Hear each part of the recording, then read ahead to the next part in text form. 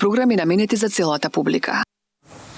Добро утро и оваа среќна среда или светски ден на музиката. Случајно или не, непланирано, но сепак ни гостува токму музичар во студиото Бобан Цаневски, минатогодишниот победник на регионалното шоу Никогаш не е доцна. Ќе се навратиме на тоа шоу, ќе зборуваме за надпреварувањето од звездите на Гранд, каде што исто така учествувал, но главен повод е најновата песна Удри бригу на веселје. Ќе ни каже кои се автори на истата, каде се снимал видеозаписот. За себе тој вели и дека семејството му е најголема поддршка, па ќе го прашаме и за семејството, дали доаѓаат на неговите настапи, каде ќе настапува, верувам дека ќе ни најави многу интересни содржини настапи, но и турнеја. Па затоа, останете на Сител.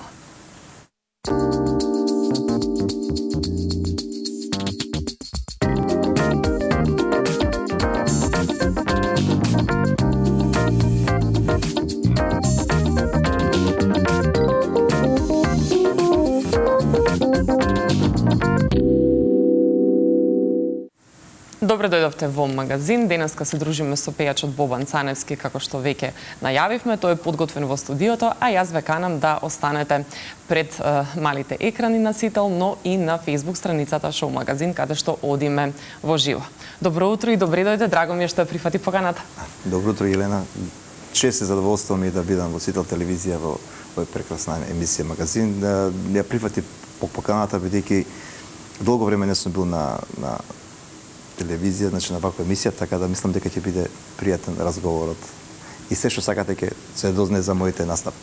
Така е, и мене ми е драго за твоите настапи, бидејќи и надвор од нашите граници настапуваш, ќе ни раскажеш и за турнејата, сето тоа во продолжение, а токму ова гостување се случува на Светскиот ден на музиката. Иако ние не се договаравме, не планиравме да биде денеска, и така некако излезе, верувам дека не е случајно сепак. Не е случајно, нели музичар во гостинг Светскиот ден на музиката, значи не е тоа ништо случајно. Така е, кога ги спомнавме настапите, дали настапуваш некаде во моментот, периодов каде може да те види публиката низ Македонија или пак надвор од нашите граници, патуваш почесто? Овој период ми остана, значи за оние сите оние забави што се приватни забави, каде што јас сум ангажиран низ Македонија, се разбере и надвор, меѓутоа планот ми е понатаму и да се ангажирам и на Скопје, значи дискотеки, кафани, така, значи каде што ќе може мојата публика и публиката да дојде да ме слуша, нели. Така, пошироката јавност, бидејќи на оние нели приватни веселби, свадби, тоа е договорено однапред, букирано со... Букирано е, точно со, не знам, со неколку месеци, така да морам да на тие да се појавам, бидејќи или со договор со сето тоа е договорено. Така, а во однос на, ги спомнавме и звездите на Гранд, Никогаш не е доцна, што значи пак тие регионални надпреварувања за тебе? Дали можеби бројот на настапи се зголеми токму поради учеството во овие шоуа? Значи, овие шоуа, сите македонски пејачи, барем јас, кои што ги знам, значи, Оги, не знам, се има појавено, се разбира дека тоа добра реклама. Бидејќи тоа е медиум каде што го гледаат цел свет, нели, цела Европа, цел свет. Мене поголема гледаност сме направи никад ние каствали Никогаш не е доцна. Да. Никогаш не е доцна, каде што нели таму победи од СМС, од СМС пораки. И тоа ми е особено драго, бидејќи на тие СМС пораки секој си гласал од својот мобилен телефон, нели ми е тоа особено чест и драго и благодарност до македонските граѓани и до сите што гласа. Во основ, иначе да, се зголеми побарувачката. Настапи има повеќе и мислам дека е добра одскочна даска за секој пејач што би сакал да се надпреварува. Така, какво беше чувството да се победи токму на Никогаш не е доцна? Јас искрено, нели, македонска работа не очекував. Не очекуваше воопшто? Не очекував воопшто. А се надеваше потајно барем? Да, бидејќи се надевав, меѓутоа ја не очекував, јас отидов дури не спремен за... Викам, ќе испеам последната песна, што биде како биде, јас дури немав ни гардероба за бидејќи требаше да се остане уште неколку дена. После тоа вакви емисии имаше гостувања каде што во склоп на Гранд телевизијата 4-5 емисии, дури требав во Белград идам да купувам гардероба за да бидам гостин на тие емисии, ја не бев спремен. Така да кога ме најавија, ја бев изненаден, дури и возбуден едноставно за победата. Стварно неопишливо. Чувството е стварно многу убаво. А особено кога е тоа поради волјата на граѓаните, всушност, нели, Да, како што да. кажа СМС Поради волјата, значи не беше од жириот, сепак мене ми е многу подрага таа што луѓето гласа. Луѓето го осетија тоа, го почувствува тоа, таа енергија низ целата емисија, значи низ целата емисија, низ целото надпреварување, така да мислам дека голема благодарност за тоа. Се дружиш се уште со некој од учесниците или пак дали имаш контакти со жири комисијата, со членовите од значи жирито? имам контакти со Марен или што е од телот жири и композитор на таа емисија. Се спрема дует со една надпреварувачка што беше со мене од Црна Гора. Исто тоа ќе иде на Грант. Се спрема дуетот, тука се спрема песната е готова, само уште текст треба да се напише и да се дојде да се испее. Со сите надпреварувачи, значи имам пријатели од Србија, од Косово што пееа и од и од Хрватска, од Европа, така да. Ќе има и видеозапис за песната, ќе може да види јавноста за ова што се подготвува, нели? Да. Каде што недостасува уште текстот. Да, ќе има видео, па мора да има видеозапис. Исто на таа песна ќе биде Грант ќе го прави спотот, договорено е со Грант да се изработи спотот и ќе се пушта таму таа песна, ќе бидете информирани. Така, како се снаоѓаш и со српскиот јазик? Ете, бидејќи најновата Удри бригу на веселје токму на српски јазик. Па сега, ние како македонци малце ми е потешко околу дикцијата, нели? Бидејќи природно не можеме да го говориме српскиот јазик така течно. Таа песна јас првично имам испратено како моја верзија со моето пеење, меѓутоа оние таму ми пратија нивна верзија како треба тоа да звучи точно дикциски. И јас се придржував према тоа, така да испана добро, одлично испана. Неколку пати ја препеав и испана супер. Со одобрување нивно, нели, од таму. Така, повеќе ти лежеше овој стил на музика или воопште во твојава кариера, каде повеќе се пронаоѓаш? Дали во фолк музиката или мислиш дека повеќе ти лежи сепак забавната поп музика? На душа повеќе ми лежи забавната музика, да бидам искрен, меѓутоа како комерцијала, како работа, ја пеам и народната музика, меѓутоа за своја душа за забавната. Затоа и кога настапував они таму, на никош не е доцна, они увидео дека на мојот вокал одговара повеќе забавната музика и не ми дозволува да пеам народна музиката. Така, мене особено ми се допаѓаше, како што ти кажав и пред емисија, кога зборувавме и од Здравко Чолич. Па да, од Чолич ми се, да. Што значи, сепак може би, како што велиш и ти, забавната музика? Забавната музика ми е сепак подрага и мислам дека на сите мои настапи луѓето очекуваат повеќе, кој ќе пеам забавна музика, се онака од Парни Ваљак, од Здравко Чолич, од сите Тоше Проевски, значи. Сите тие песни ми се подраги. И тоа веројатно најмногу го очекуваат од тебе. Каде најдобро те пречекуваат? Каде можеш да кажеш, ете да направиш нека споредба помеѓу градови, места каде што си настапувал и публиката? Публиката, значи, најдобро во Македонија, во Македонија најдобро ме пречекуваат Скопје, може да кажам и Куманово има прекрасна публика, каде што си проваѓам прекрасно, низ цела Македонија, меѓутоа мислам дека Куманово е онака каде што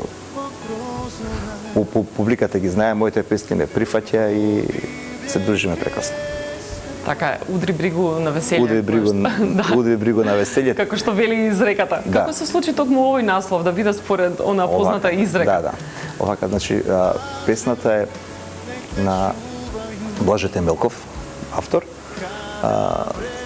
Аранжманот е на Сашо Младеновски, а текстот е на Татјана Петерска. Значи, македонски автори се. Делот од тоа Удри бригу на веселје е на аранжерот Сашо. Значи, он викаше, мораме да ставиме некој делче што ќе се памти во песната, каде што, не знам, и едноставно викаш, се најде ова Удри бригу на веселје, вика, нигде како немаат корисно, дури ни србите, кој ќе отвориш на Google, такви песни нема. А е сепак толку често. А сепак е толку често во речникот спомнувано, така да го се постави во еден дел од песната, така да и тоа е наслов на песната и мислам дека се памти така. Интересно е што имаше и македонска верзија на оваа песна во минатото? Да, македонска верзија, Дајте една дупла. Таа е песна од 2014 или 2013, ако не се лажам, од Росафест. Едно 10 години. 10 години. Песната поп фолк беше варијанта некоја. Добро. И мислам дека ја добро ја преработивме и им се свиеше на горе во Грант. Ја пратив за да чујат, им се свиеше во Грант и така да решивме тука да ја изработиме комплетно. Они кажа сакаш во Србија, сакате во Македонија, меѓутоа бидејќи мене мојот тим е тука во Македонија, сега ја изработив јас песната тука. А како се реши токму таа некоја песна која што е од пред 10 години, мислам не е заборавена, но сепак доста време поминало, да добие една нова верзија? Како се сети на таа песна? Едноставно ми текна на таа песна, викам, добра песна, некоја така поп-фолк варијанта, ќе направиме, биде маце поп-фолк и искрено сопругата моја ме набеди. Да. Тука е сушност. Искрено сопругата, зашто таа песна не си ја изработиш, добра песна. И така да она е причината да направи таа песна. Да. Дали таја ти е најголем критичар, поддршка, како што кажа ти, семејството секогаш е до тебе? Да. И поддршка и критичар. Мислам дека критиката е она што е двигател кај секој пејач. Ако секој пејач ако гледа самокритичен, мислам дека има напредок. Така да примам и критики од моите добро, не е добро, може така, не е така. Така да они ми се двигател. Доаѓаат и на твои настапи, успеваат да стигнат некогаш и да те видат, да слушнат и во живо? Да, доаѓаат, меѓутоа се зависи од времето, како они се веќе возрастни се моите деца, така да секој си има свој правец. Но сопругата се сеќавам, доаѓаш и на настапи во Белград, на твои настапи на регионалните шоуа, исто и Неза ја интервјуира кога беше во позадина да те бодри. Да, и на Звезда Гранде, и на Никад не е касно, никош не е доста, беа комплетно. И беа поддршка, значи, и сила, значи, да ги испеам тие песни таму. Така како што ги испеам. Значи, денеска, кога ќе се гледам, викам како се можел да го испеам. Да го испеам, например, Доđи од парни ваљаки, као моја мати од Здравко Чојлич, викам бова. Меѓутоа, тој момент имаш друга енергија, друг порив и така да. Чудо. Немаш трема пред тие настапи? Како, имаш некои подготовки, ритуали? Не. Воопшто не, бидејќи јас сум тука застапен во Македонија долго време, имам пеене на македонски фестивали, така да немав трема и со оркестарот. Добро звучи тој оркестар кој ќе мислам оркестарот на Софрниевич таму. Звучи перфектно и едноставно кој ќе добиеш ветер во грб и пееш како што треба. Немав трема, воопшто немав трема. Така и кога семејството е секако тука кај тебе. Да, така. Имаш и син и кирка. Да. Твојот син веќе пројавува интерес кон пеењето, талентиране, од тебе го наследил всушност. Да, и двајцата пеат, и сопругата моја пее. Меѓутоа и двајцата пеат, ете Андре реши да ги по моите стапки да оди. Јас ќе му бидам поддршка. Се додека можам, значи керка ми добро пее, а меѓутоа не е малце пострамежен, меѓутоа убаво пее, одлично пее. Патот ќе им го трасирам како сакат они така. Да, не си им наметнал ти, туку тие самите всушност. Не, они самите. Сакали и пројавиле. Да, бидејќи кај нас дома знаеме да го клавиатура да седнам и ностоп се пее, ностоп чекава песна во гласови вака така и Сите заедно Сите заедно, да. Дали се дружиш и со некои колеги од естрадава со кои што знаете да се соберете, да запеете нешто заедно, некоја седенка? Да. Како што велат да се организира? Да, обично дружбата е, не знам, после тие настапи, после свирки се собираме. И меѓутоа сите се презафатиле некако, не знам зашто такво време дојде, меѓутоа порано знаевме, значи да седеме, да запееме и да се подружиме. Меѓутоа сега денеска сите со своји обврски, такво време дојде едноставно. Така, колку време веќе пееш? Бидејќи кажат, нели, порано и од фестивали имаш искуство, но колку вкупно можеш да се пофалиш со една музичка кариера? Па не знам. 14-15 години сигурно. Толку. Така, планираш и понатаму настапи на фестивали? Како што спомнавме, Роса Фест и планирам, значи имам каде што те знае публиката. Имам планови и за наши фестивали. Тука имам планови за во Србија фестивали, имам и покани за таму да се напеам. Меѓутоа имам план да се направи некој проект тука со обработка на наши македонски забавни и изборни песни. И тој проект ќе биде нели испод, планирам да приправам за едно од тие песните, така да бидете поканети за Промоција? за промоција, да. Благодарам. Планирате и во живо да има промоција, нека концертна, да речеме, ни за Македонија? Па планот е да биде таа промоција да биде со жив бенд, да се испеат тие песни, да едноставно да се остави печат, сакам да остане печат свој за сработеното што го имам во мои лични песни, македонски песни од Значи има и авторска музика, и лично твој, и преработени. И преработени песни, да. Во однос на авторската музика, дали имаш планови некои сега и за воеднина, нешто што чека во фиока допрва да биде објавено, подготвено? Освен како што кажавме дуетот, нели, кој што се чека, текстот. Да, текстот се чека. Освен тоа, таа песна треба да се направи првен со колешка Тилна се вика Јелена од Црна Гора. Да. Таа песна првен треба да се направи и нормално тука обработката на македонската верзија на изворна песна, а други 5 песни авторски се спремат. Се спремат, само да треба со тимот да договориме што како.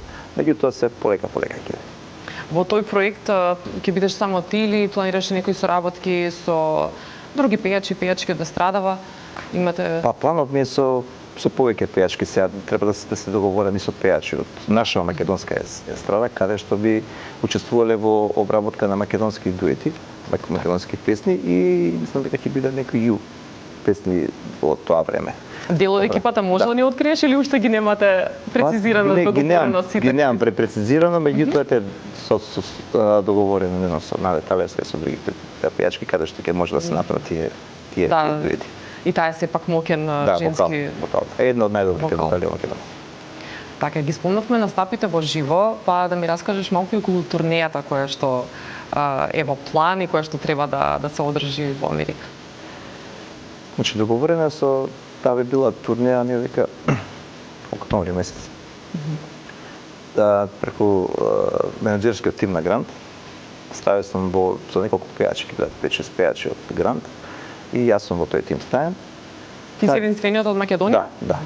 Каде што ќе биде таа америчка турнеја, не знам точно колку градови ќе бидат, меѓутоа во тој склоп на таа турнејата веќе се подадени документите, визата се спрема, така да ќе видам. Не сум бил до сега со Грант со тие пејачи надвор, видиме како ќе биде, мислам дека ќе биде одлична турнеја. Планот е, не знам, 2-3 месеци да се биде таму.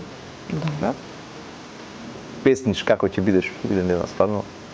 Али мислам дека после тоа треба да се остане во Чикаго, во една кафана да се продолжи да се работи таму во Скадалија, така да.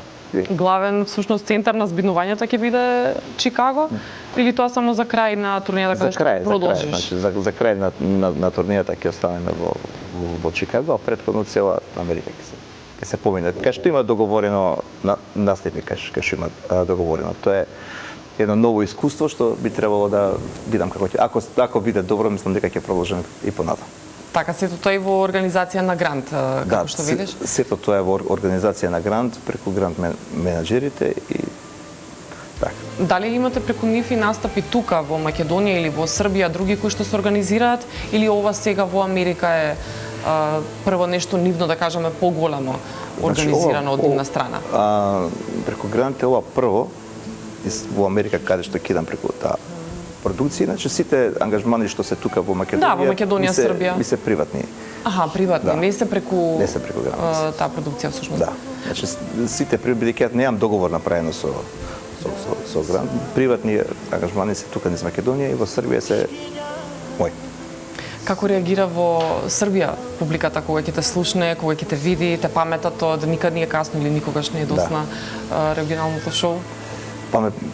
Генерално сум прифатен секаде, бидејќи ја сум таков човек и таков пејач, тргам со позитивна енергија.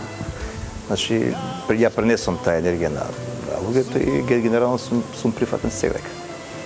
И неколку концерти се организираат со тие пејачите што никад не е касно, некои пејачи што имат и се организираат они концерти низ Србија и таму сум вметнат од тие концерти. Така да генерално сега дека сум прифатен како пеач од Македонија. Верувам има публика и од 7 до 77, буквално има и млада и постара публика, затоа што тоа е нели шоу за сите генерации може да се каже. Па може да кажам дека дефинитивно шоу за сите генерации, каде што гледаците дури можеби негде кај повеќе гледани од Звезда град. Точно. Можеби да. Можеби да. Да. Зошто да не, затоа што и тоа е едно интересно надпреварување каде што може секој да се истакне оној талент да биде препознаен. Да, талент има човечки судбини каде таму што се кажуваат и мислам дека поради тоа е гледаност. Е поинтересно нели да се прави шоу некај друг. А една компарација да направиш ете помеѓу естрадата, да речеме, поголем пазарен или во Србија, во Македонија, дали има простор кај нас за уште ете нови млади таленти да се истакнат или сепак мора да отидат во странство за некоја поуспешна кариера? Какво е твоето мислење? Па не знам, мене ми е искрено жал што кај нас не се направи на таква продукција, а во пред 10-15 години можеби имаше една продукција каде што се вадеа млади таленти, каде што испадна Ламбе, Елена, Истинска. И тука застана тоа. Мислам дека треба да се направи продукција на добри пејачи, македонски пејачи, каде што млади пејачи, млади имиња, бидејќи ни фали моментално кога да фалат и во народната музика и во забавната музика пејачи. Некако сето тоа е и песни ни фала. И нема песни, нема како да како медиум гледате дека нема музика едноставно. Мора да се прави, значи треба да отиде во Србија, да се докаже таму за тука да тоа е најголемиот. Да се просперира. А фестивалите? Како гледаш на нив? Дали ете и тие се нели место за промоција, за просперирање? Дали се доволни всушност? Па не се доволни, мислам дека сепак една добра продукцијска куќа да би застанала да се прават песни каде што ќе бидат комерцијална музика, македонски песни, дали било тоа забавни, дали било тоа народни, и каде што би офатило некои 10-15 македонски пејачи млади, мислам дека ќе се крене нивото на македонската музика. Фестивали као фестивали се, не знам, сега прошол фестивалот и кој видел, кој не видел, тоа е тоа. Некои се можеби забораваат некои песни, а некои хитови пак остануваат. Ете знаеме дека со децении пак макфестовски хитови од останати фестивали знаеле да. Точно, меѓутоа тоа се песни каде што се спеани многу оддавна и после се пеат по свирки по овој така. Евергрини тие песни останале. Сега е многу тешко да направиш хит ако нема продукција, ако не се врти нон-стоп, ако нема, не знам, на YouTube, на Instagram, на социјални мрежи да се бомбардира тука и за да стане хит. Така и во продолжение пред самиот крај уште ќе те прашам во однос на спотот за Удри бригу на веселје, бидејќи ќе го погледнеме во продолжение околу снимањето и каде локацијата на самиот спот. Самиот спот се снимаше, оставив значи на Гранд продукција, го снима Дејан Шливич, каде што они одредија локацијата и чисто само мене ме собра и мислам дека беше кафана некоја во Белград, па после тоа уште една локација со Донекенка, така што беше. Цел ден се снимаше, професионално го изработија, благодарно за нив, мислам, секоја чест. Да. Публиката ќе има можности да го погледне во продолжение, а мене ми останува да ти се заблагодарам што беше мој гостин и се надевам ќе се видиме повторно. Чекаме ете промоција бидејќи нови хитови веќе ни најави тука во студиото денеска. Благодарност на поканата, ми беше чест што бев гостин на магазин денеска. Ти благодарам уште еднаш, а ние продолжуваме со Удри бригу на веселје и веднаш потоа делот наменет за здравјето.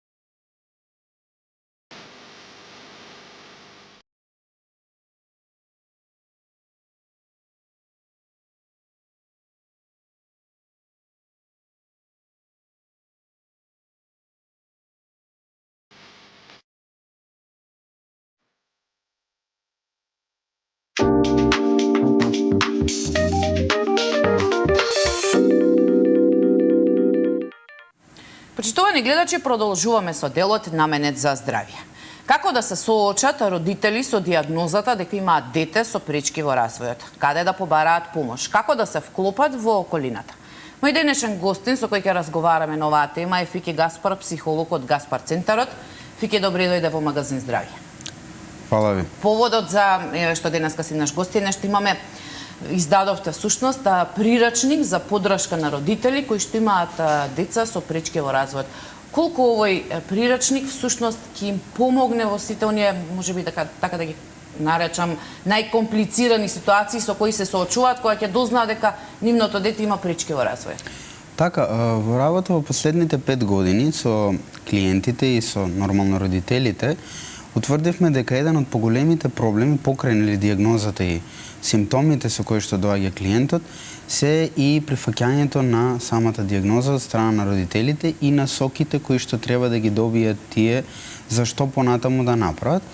Со оглед на тоа што направивме едно мало истражување во склоп на нашата пракса, утврдивме дека околу 70% од клиентите кои што доаѓаат, збориме клиенти кои што првпат се среќаваат со некој проблем, тоа се најчесто на некоја си годишна врозност од 2 до 3 години, согласно самата проблематика, сепак имаме и одредени диагнози кои што со самото раѓање се познава дека имаме одредена проблематика која што треба да се решава. Тврдивме дека еден од поголемите проблеми, како што кажав, е тоа што ќе правиме кога ќе ја добиеме диагнозата.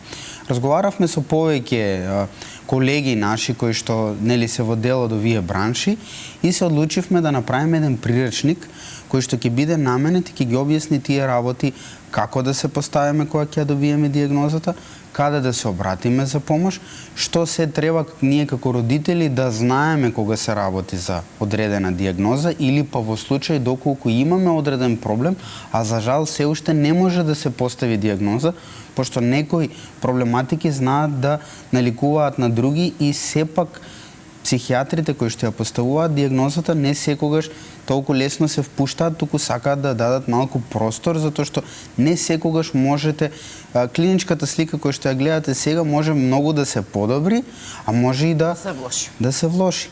Така да проблемот беше како и многу голем дел кој што се посветивме е психолошкиот дел, односот помеѓу самите родители, односот со околината, кој што се покажа дека исто така е многу битен кога се работи за добивање диагноза, затоа што многу често утврдивме од нашите клиенти и од консултации со другите колеги дека семејниот систем за жал повеќе од 50% се распаѓа во ситуации кога се работи за одредено первазивно нарушување кој што трае во текот на животот. Така да мислам дека овој прирачник кој што го изготвувавме подолг период, го изготвувавме повеќе автори заедно, ќе го достигне тоа прво ниво на насока на самите родители кога ќе се соочат со проблем и се надевам дека ќе им олесни многу во процесот.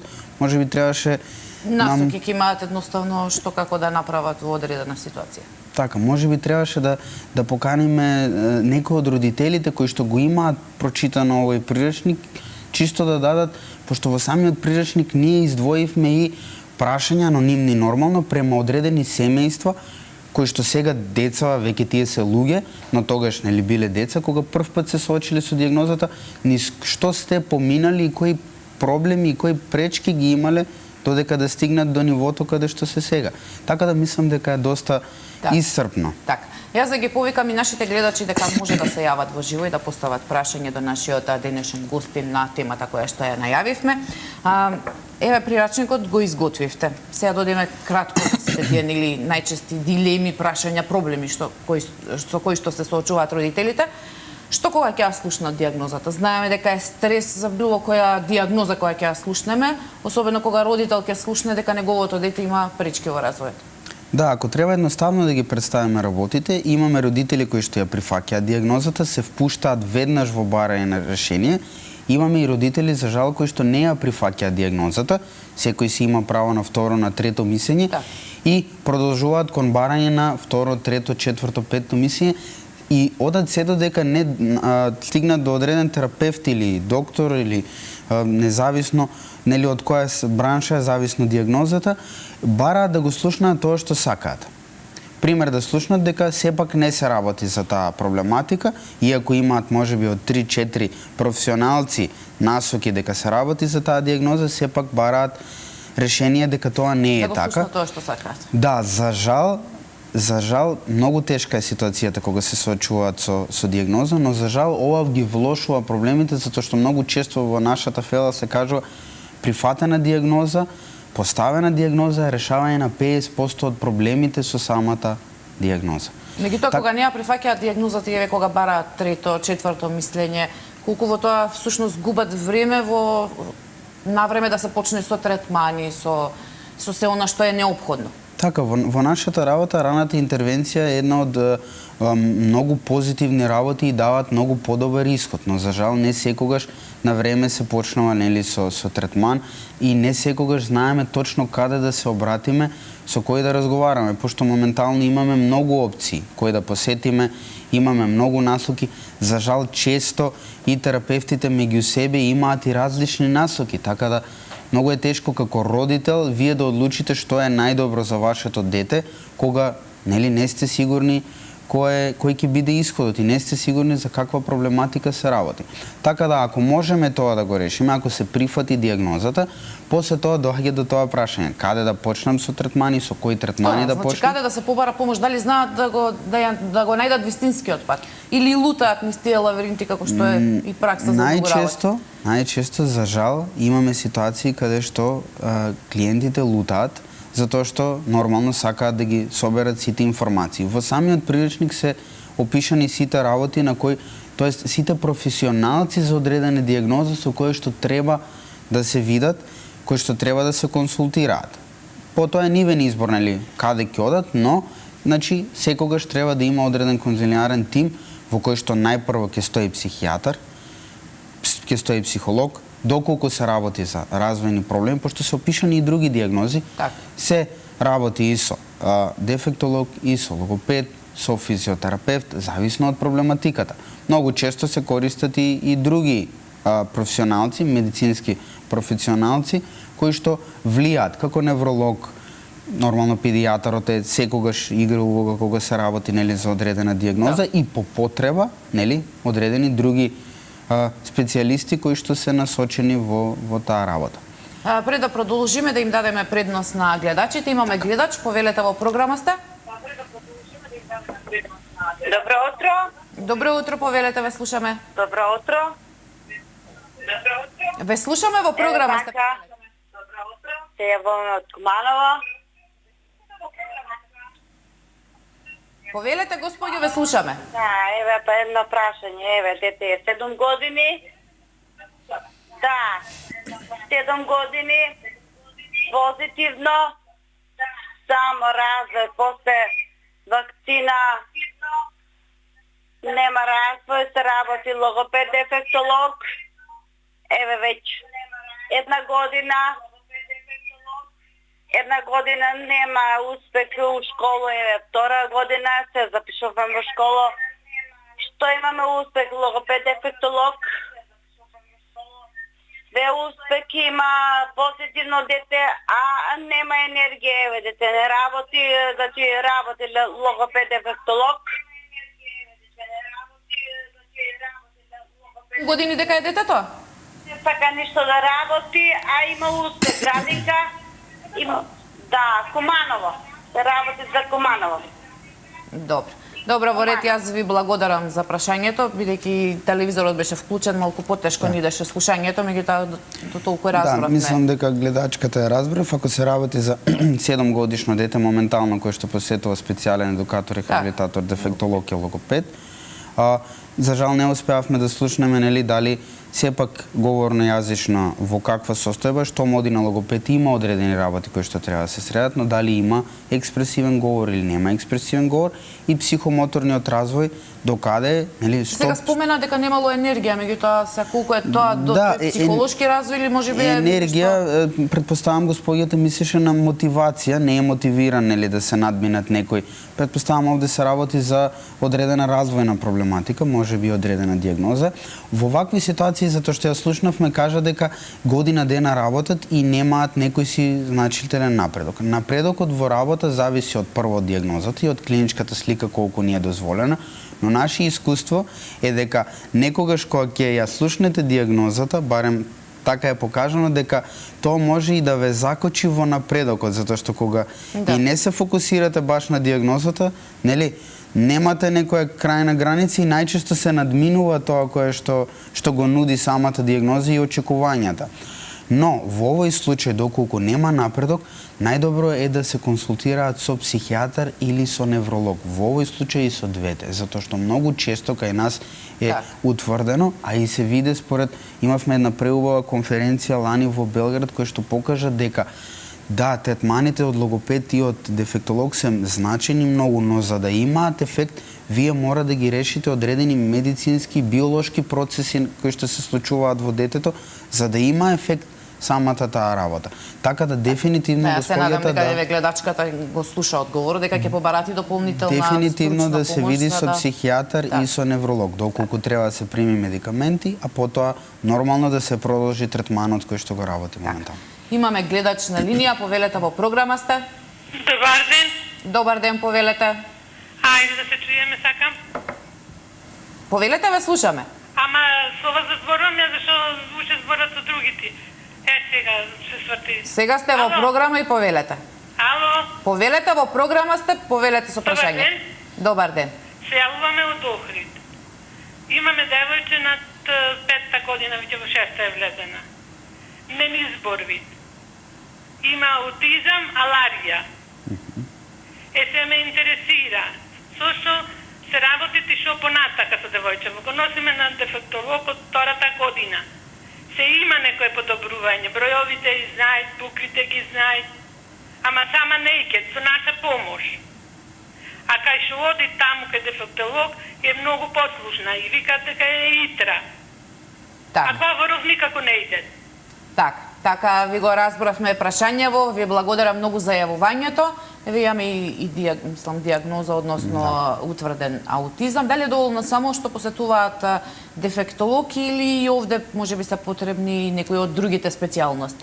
Така, овде најчесто се работи со тој, како што кажавме, конзилијарен тим. Јас сум сигурен дека поставувањето на дијагноза доаѓало од психијатар, кој што само оние поставуваат таа дијагноза на аутизам. Во овој случај, да, одлично што работат со специјален едукатор, рехабилитатор или дефектолог, штом се работи за 5 годишна возраст и се има присуство само на алалија или ехолалија, не ја слушнав господјата точно, треба да се работи веќе и со логопед, за да се работи говорно-јазичниот дел. Говорно-јазичниот дел е доста комплексен и доста тежок да се постигне и да се подобри. А токму тој и беше прашањево дека не зборува, како да направи? Да, треба да се работи со логопед, како што ја сватив, јас работиме само моментално со дефектолог. Да, зависи и од состојбата и од спектарот на аутизам, нели, кои симптоми се покажуваат и каков е развојот треба да се види. Имаме, нели, потешка слика и полесна слика, имаме високофункционален, понискофункционален аутизам. Значи, треба да се дефинира тоа и од тоа да се направи план и програма. Јас сум сигурен, они кои што работат со дефектологот, самиот дефектолог веќе си има направено своја проценка, ги има утврдено до каде е психомоторниот развој, сигурно има и дефектолошко досие направено, кое што укажува, нели, што е присутно во однос на годините, на што треба да се работи и, нели, на која годишна возраст од прилика е детето според тоа што го манифестира и, како што каже и самата господја, овде не се работи за интелигенција. Интелигенцијата може да е доста сочувана, затоа може да има и очувано разбирање. Сигурно има и невербален говор, каде што самото дете, не знам дали се работи за девојче или момче, он своите потреби и тој или таа си ги укажува своите потреби и дава насоки за кои се самите потреби на детето, но тоа што го бараме овде е тој вербален говор, експресивен говор кој што ни е битен, нели, да и понатаму од психолошки аспект е многу битен за социјализацијата.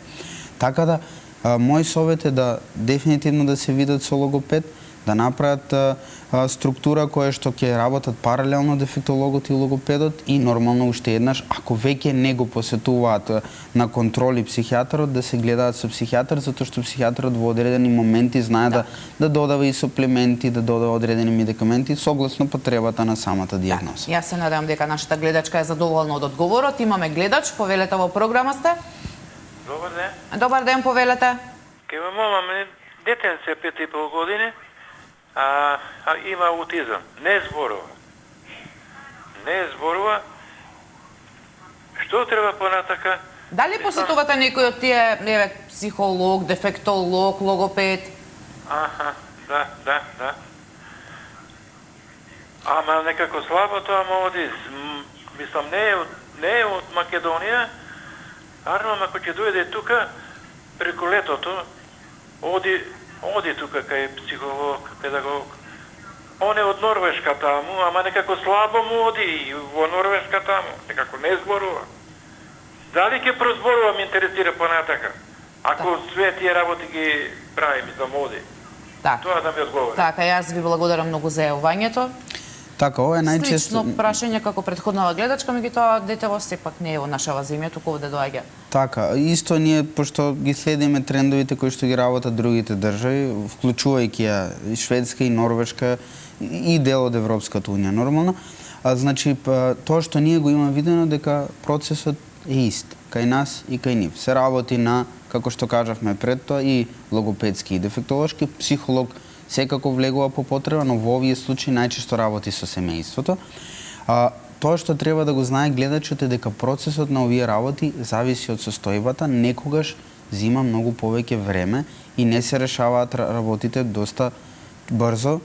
И тоа е нешто што влијае многу негативно на самото семејство. Може би треба да им се каже дека 1, 2, 3 посети на логопед, на дефектолог, не значи дека веднаш ќе ги видат резултатите и на Јас сум сигурен дека они работат подолг период, значи ние имаме клиенти кои што работат и неколку години, имаме клиенти кои што работат и повеќе од 5 години. Има напредок, но напредокот често е побавен. И тоа е нешто кое што за жал доста го отежнува целиот процес од финансиски аспект, од логистички аспект и од сите тие работи. И најголемиот проблем и најголемиот страф кај родителите во овој сегмент е тоа дали воопшто ќе се појави говор кај детето или нема да се појави говор.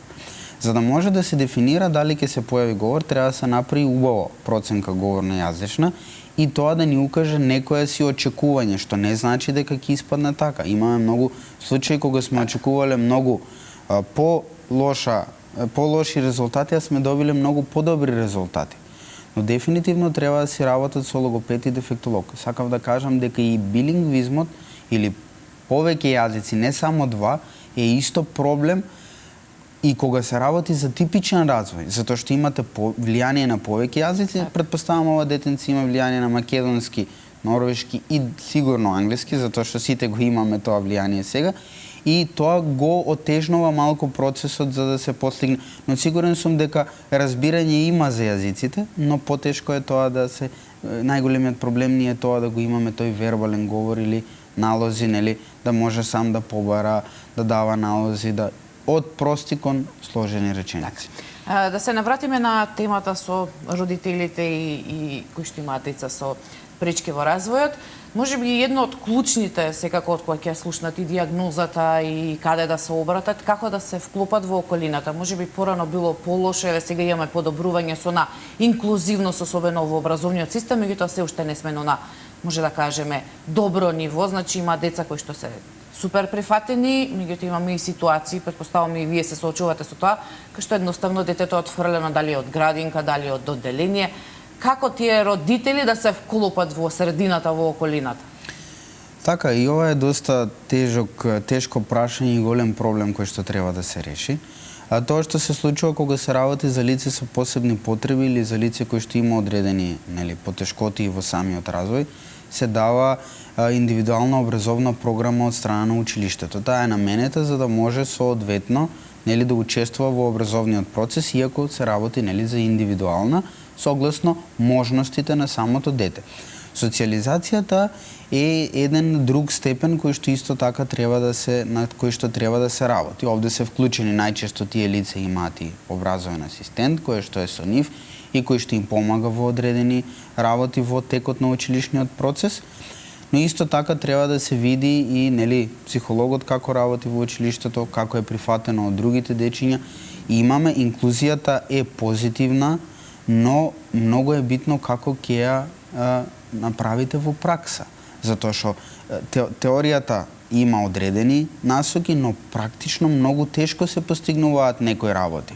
Така да и ние имаме, како што кажавте, искуства каде што иако одредено детенце е во инклузивна средина, инклузивно оделение, сепак влија индивидуално и е отргнат од самата средина. Овде се работи најмногу психолошки со семејството, се работи многу често со семејствата на другите деца и со насока да може да се интегрира во самото друштво. Сега, некогаш имаме и одредени диагнози кои што и не овозможуваат баш толку лесно да може да се интегрира со самите други деца, но поентата на инклузивното образование е да знаеме дека одредените различности се нормални и тие се случуваат. Значи, не можеме ние да исклучиме некој од општеството и да го тргнеме на страна само за тоа што е поразличен. Меѓутоа, што доколку ви имаме дете кој што е буквално отргнато од неговите соученици, тогаш значи не може да се очекува напредок доколку тој посетува логопед, дефектолог, психијатар, доколку се чувствува отфрлен од средината. Така, тоа може да го влоши процесот на самиот развој, иако не е врзано толку за развојот, со самата работа со овие терапевти развојот ќе си напредува. Социализацијата е исто така многу битна, кој што кажавме може да го влоши процесот на развојот, но кога ќе се види дека одредено детенце е отфрлено, тогаш треба да се работи баш на таа индивидуална ситуација зошто е отфрлено и како да направиме да го вклучиме со останатите и како да ги направиме останатите да го прифатат тоа дете, така да треба да се работи со целиот систем во самото училиште или во самиот тој клас. Во последно време гледаме покачување на позитивни искуства од самата инклузија. Порано потешко беше да се прифатат, сега веќе на самите деца им е многу појасно затоа што така се воспитувани дека постојат различностите, дека различностите не се проблем за нив и не можат да им наштетат на нив и многу често тоа изгледа доста функционално. Имаме родители кои што пријавуваат дека нивното детенце кој што има проблем е многу заштитено од самата средина во училиштето во кое што е. А и самото тоа не е само за атипичниот развој, туку со тоа ги учиме и децата со типичен развој дека имаме различности и тоа е многу позитивна работа. Значи не е... Секако тоа би била тема за која што можеме многу повеќе да разговараме во некоја следна прилика кога повторно ќе бидете наш гостин. Фиќа овде е крајот на денешното издание на магазин Здравје. Јас ти благодарам што беше мој денешен гостин, што ги сподели сите овие совети, прирачникот кој што е изготвен, со кој што сите оние родители кои што имаат деца со пречки во развојот ќе може да најдат одговори на тие прашања кои што најмногу ги мачат. Ви благодарам за поканата. Она што сега следува е блокот реклами, па се враќаме во студио.